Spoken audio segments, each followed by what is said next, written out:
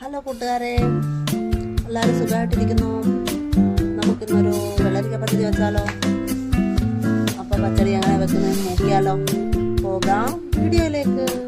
ഞാനൊരു വലിയ വെള്ളരിയുടെ പകുതി ഭാഗമാണ് എടുത്തേക്കുന്നത്. അത് നന്നായിട്ട് ചെത്തി കഴുകി കൊത്തി അരിഞ്ഞെടുത്തിട്ടുണ്ട്. അതിലേക്ക് കൊച്ചുള്ളി, വറ്റൽമുളക്, പച്ചമുളക്, കറിവേപ്പില, ഇഞ്ചി ഇത്ര എടുത്ത് അരിഞ്ഞ് വെച്ചിട്ടുണ്ട്. അതുപോലെ തന്നെ തേങ്ങായി ഒരു പകുതി പൂള് തേങ്ങ എടുത്തിട്ടുണ്ട്.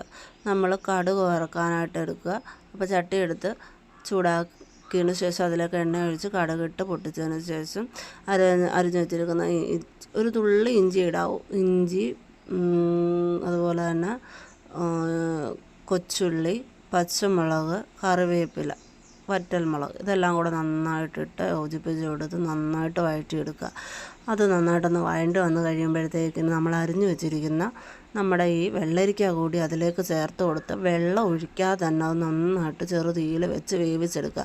അതിൻ്റെ കളറൊന്ന് മാറി വരുമ്പോഴത്തേക്കിന് നമ്മൾ ചിരകി വെച്ചിരിക്കുന്ന തേങ്ങായും തൈരും ഇത്തിരി ജീരകവും ഒരു 2-3 കൊച്ചുള്ളിയും കൂടി ഇട്ട് നല്ല പേസ്റ്റ് രൂപത്തിൽ അരച്ചെടുക്കുക.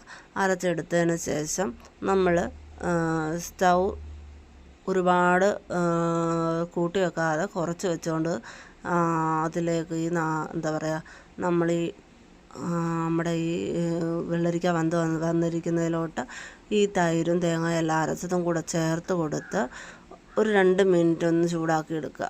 അതിന് ശേഷം ആവശ്യത്തിനുള്ള ഉപ്പ് ഇട്ട് കൊടുത്ത് നമുക്ക് ഇത് വാങ്ങാം.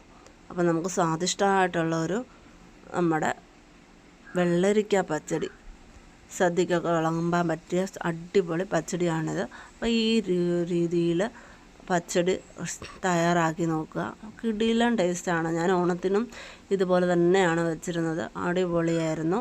അപ്പം ഈ രീതിയിൽ ചെയ്തിട്ടില്ലാത്തവർ ഈ രീതിയിലൊന്ന് ട്രൈ ചെയ്യുക. അതുപോലെ തന്നെ നമ്മുടെ ചാനൽ സബ്സ്ക്രൈബ് ചെയ്യാത്തവർ ആരെങ്കിലും ഉണ്ടെങ്കിൽ നമ്മുടെ ചാനൽ സബ്സ്ക്രൈബ് ചെയ്യുക. അപ്പോൾ വീണ്ടും അടുത്ത വീഡിയോ കാണാം. ബൈ.